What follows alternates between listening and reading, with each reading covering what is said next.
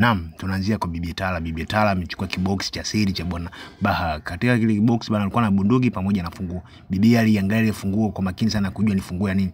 Ila kwenye kile kidraw kwa kuna box lingine, bibi ikabidi sasa ajiulize nifungue ama nisifungue, nichukue kile kibox au nichukue. Mwisho siku bibi ikabidi sasa arudishe kile kibox cha kwanza alichukua na bunduki na kisha akakiendea kibox cha pili ambacho alikuwa anataka kujua ni nini, kuna nini ndani yake. Bibi akakitoa kile kibox kwenye draw na kwanza kukiweka mezani. Bibi taratibu hana taswasi akabisa sasa aanze kukiangalia kukagua. Mwisho wa siku bibi akamwambia poti ile hapo subiri nikifungue. Mwisho wa siku bibi akapishia funguo ile ambayo itoa kile kibox cha kwanza na katika kuifungua bana ile kibox anataka kufungua kafunguka. Kufunguka bana kilikuwa kina album, yani picha nyingi imewekwa katika hicho kitabu. Bibi akaanza sasa kukiangalia nikifungue sikifungue. Sasa bibi akakifungua akaanza sasa kuangalia picha moja moja. Sasa bibi akajiuliza hawa kina nani?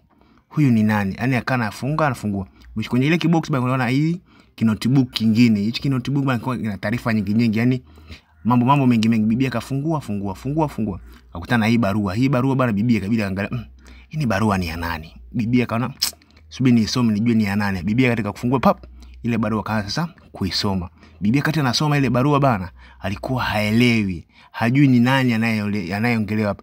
Ila ile barua kwa ufupi ilikuwa inamuongelea Bwana Baha. Bwana Baha alikuwa na mwanamke anaitwa Sumaia. Huyo Sumaia aliachwa na Baha na kumwachia zawadi ya ardhi. Sasa yule bibi Sumaia anampa taarifa Bwana Baha kwamba ile zawadi aliyomwachia ameiuza ili aweze kuwatunza watoto wake, kwani Bwana Baha alimwacha Sumaia akiwa na watoto. Kwa hiyo asikasirike Bwana Baha kwa kuuza zawadi ya kwake ili kuwa amemwachia. Sasa mwisho wa siku na bibi kujua ile yote, bibi alishiwa na pao, kwani hiyo ni taarifa nyeti. Sasa kabisa aanze kulinganisha ile barua na ile album kama labda vina uhusiano wote. Mwisho wa siku bibi kaja kuona kuna uhusiano kwamba Iyadi ndio anaonekana ni mtoto wa nje. Bibi akaona sasa huu ni ombea mzito sana.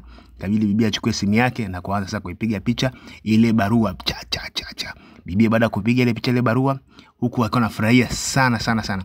Bibi akamaliza kupiga picha akaikunja ile barua na kurudisha kwenye kibox chake. Lakini bibi alikuwa na furaha sana kwani ameshajua baadhi ya siri za Bwana Baha.